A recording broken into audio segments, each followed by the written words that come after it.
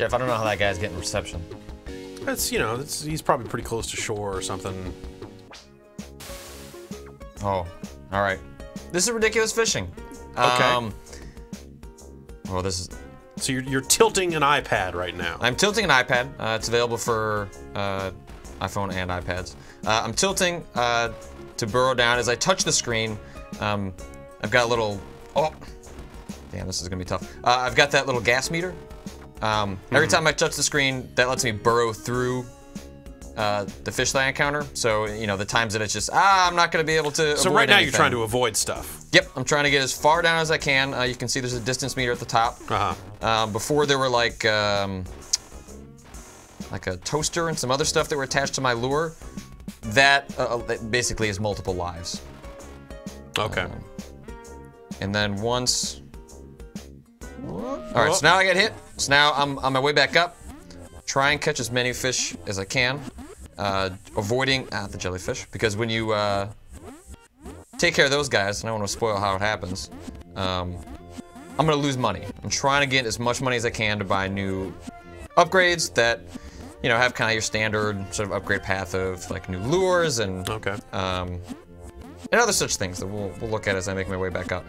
200 meters. The upgraded lure that I have, you kind of want to conserve some of that fuel on your way down because you can also slow things down. Okay.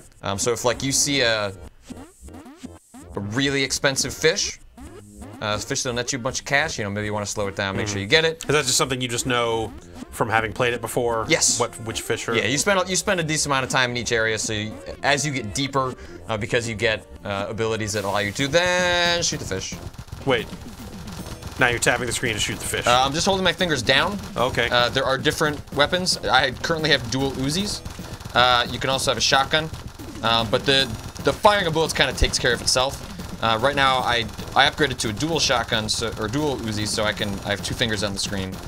And as those fish come railing down, I earn a bunch of money. As you get deeper, you encounter new species. I think the species are also slightly randomized. Sometimes I'll encounter a new species in the first area that I've already been to a bunch of times. Yeah. Is the first area just like the depth, or do you actually travel? Yeah. To different... Well, I'll show you the. So if I go to my phone, you've got your Fishpedia. It's got all your fish. Tells you how much you get for each of them. You can't take that too heavily into account unless you're going after things like the narwhal, who is at the lowest depths of the first area, and there's usually only one of them, but you want to get that guy because he gives you like $700. Okay. So you've got a map. I've unlocked the first 3 areas. I think there's only 4, but I'm still pretty... I also like this seacharts.com. Seacharts. I'm assuming if they put it there, they have probably registered. I mean, I've got my phone over here. I can... Because this game also launched with like a pretty complicated ARG that's related to this Birder, which is a fishing social network. That this updates as you progress through the game. So the storyline, it's described as a story of redemption. I don't know exactly what that means. But you have these different characters that are talking to each other through the Birder social network. Yeah. And you can go to the website, I think birder.com, and there's a newsletter you can sign up for that extends that out into your email. And that's, you know, sort of like sorcery. If you find something funny, you can actually retweet it. It's, I think, less obnoxious than some of that stuff got with sorcery. Well, yeah, sorcery was pretty crazy. I do like... Wait, how much of this is real? Because there's people talking about 230 PST, which is... I don't think any of that. I think that's... Because 230 PST exists. Like, that's a...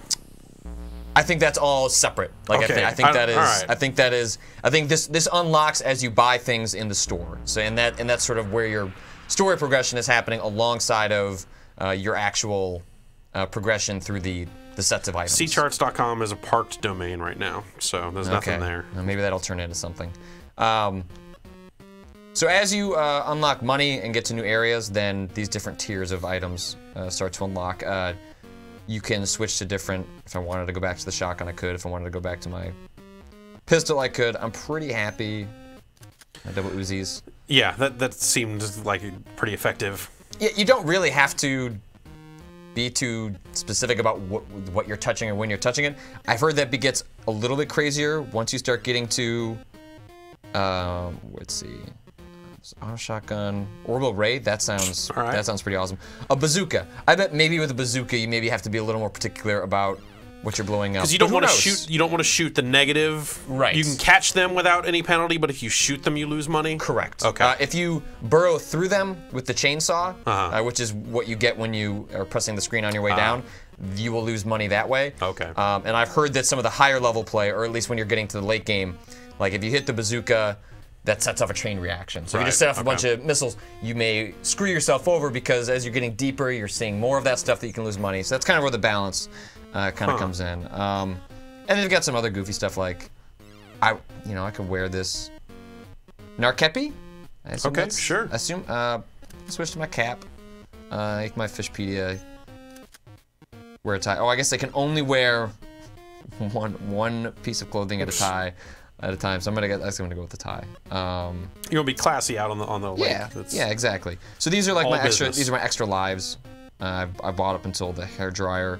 A boot lets you start 100 meters in, so you kind of buy shortcuts basically. Checkpoint. A lamp in the first area, the bottom 100 meters were all dark, so you had to wait till you could purchase that so you could do that. All right, we'll go to the. I think I unlocked a new area that I have not really explored. So this came from. So this game has Vlambeer. Vlambeer, who's known for like Super Crate Box. They did that Wasteland Kings thing that we looked at on Unprofessional Fridays recently. This game specifically has a very strange history in that it was released as an online flash game, proved popular, then they were going to make a proper game, and then a game called Ninja Fishing came along and sort of aped their concept and, down to here's this boat and then you sink down and you go down and like really took a lot of their core concepts and then added some Fruit Ninja style like slashing. I think that's how you take out the fish instead of guns. Long ahead of when they were going to release this game. So they actually stopped working on it for I think like almost a full year. And then they teamed up with Zach Gage, who did like was it not Puzzle Tower? Puzzle Juice. No, not Puzzle Juice. I think it's Puzzle Tower. Spell Tower. Spell Tower, yes. They all run together yeah, they all at some kind of point. run together on the App Store. Everyone's aping each other. They kind of got together and started working on this again. Cool. And I think it's really neat. Like it's really well done. It's like the touch controls are. It's a game made for this platform, so they feel about as precise as you're gonna get from something like this. Sure. As opposed to like like recently I just saw like the guy who made Cave Stories making an iOS game. But, he's got virtual buttons and stuff like that, and maybe it'll be fine. But that's usually not what I want to spend my time with when I'm playing games on these platforms. Sure. Oh Jesus. All right, so I'm gonna get a bunch of new species because this is brand new for me.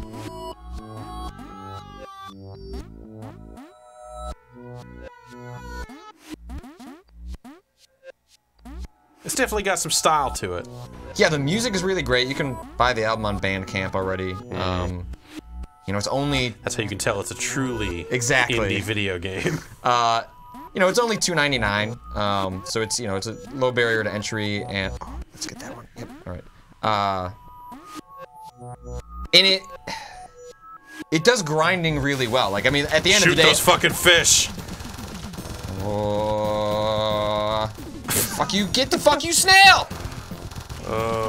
So part of the skill in the actual shooting comes from Are you launching the stuff higher in the air, or is it just scroll up as you clear the screen? You can buy items that launch them higher, but you don't have control of the scrolling. You have to take care of what's in front of your screen before it'll move up. Before it'll move up. So there is some skill involved in terms of how you actually approach that. Okay.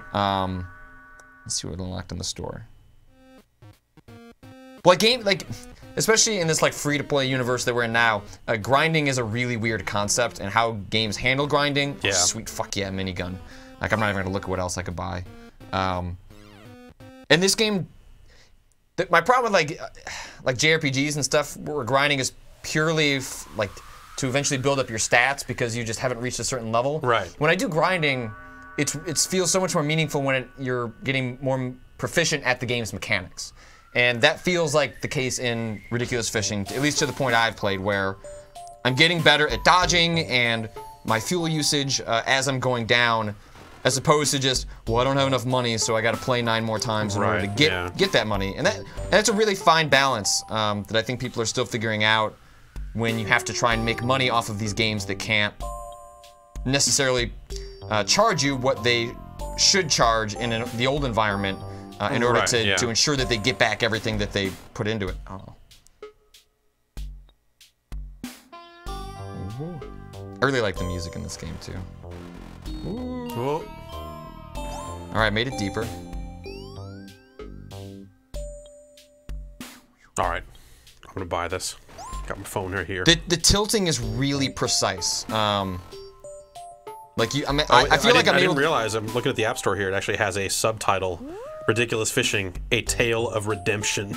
So yeah, so I don't know this for sure. We're playing up to the point that I have gotten to. I strongly suspect at some point there will be a narrative component that is a commentary on this game's history and maybe doesn't call Ninja Fishing out, but and certainly this game is not the first game to experience cloning, and they released an early version of their game, someone capitalized on it. That's how the marketplace works to some extent. Right. I strongly suspect there is something going on there that Namco didn't put Pac-Man out as a free Flash game before putting out Pac-Man for real. If that happened today, yeah, in no time someone would have made that. They were already making their Pac-Man money by the time people started cloning Pac-Man. So I've not played Ninja Fishing. It is available free. It went free at some point on the App Store. I'm curious to play it purely from some sort of an academic perspective of, how closely the two play and Right. I think it's interesting from that standpoint. There's a big, a little while ago, I think Polygon did a huge feature on their, sort of that whole cloning thing. They did a bunch of on the issue of cloning on the App Store. Right. If you want to read more about the specifics of what happened with this. Yeah, version. It seems like a relatively serious issue. How's the minigun going? It's good. Look at that. All right. So again, some of the other subtle skill is some of these guys have little red spots. So unless you're hitting those, you're not really doing anything except kind of floating them up higher. Oh, jeez, I didn't realize.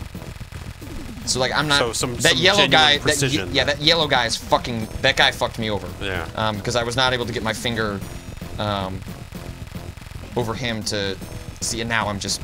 Then it's just. You're just wasting money. That's just millions of dollars. There we go. Millions of dollars I'm not acquiring. Let's see if we got enough to go to the next area. No. This is the loop. Right. There you go. This is sort of the game. But as I was saying, I think there's at some point this game is going to pivot, because if you scroll down far enough in the Fishipedia, return to Arctic flows in the far future. Okay. Return to stormy seas in the far future. These are all the different areas. So all right. So something will happen. Something's going to happen. I don't know how much that changes the nature of the game, or if that's purely sort of its narrative element. But they're, with the social network thing they've got going on, there's a little more to this game. I love the little subtle things like that. Battery indicator is actually your battery. That's kind of dumb, but I appreciate those sort of. That's the real time too. I appreciate those subtle touches in this sort of thing. So yeah, maybe there's a time element. I don't know, but it's a gorgeous looking game. I think it's nice. It's well worth the $2.99. In terms of, I am downloading it right now. These kinds of games, I think this is awesome, and it's really hard to get really good Twitch action games done right on this platform. But I think Ridiculous Fishing kind of nails it. So cool. So that's Ridiculous Fishing. It is out now. You can get it on your phone and on your tablet. It's on it's on iOS. I don't know if they're eventually gonna do Android. If it is, it's a small team. That's not gonna happen for a while. So, but I'm sure you can probably still play the original game in Flash somewhere. Somewhere on the internet. Sure. But yeah, that is Ridiculous Fishing out now. All right. Thanks, Joe. Thanks, Patrick.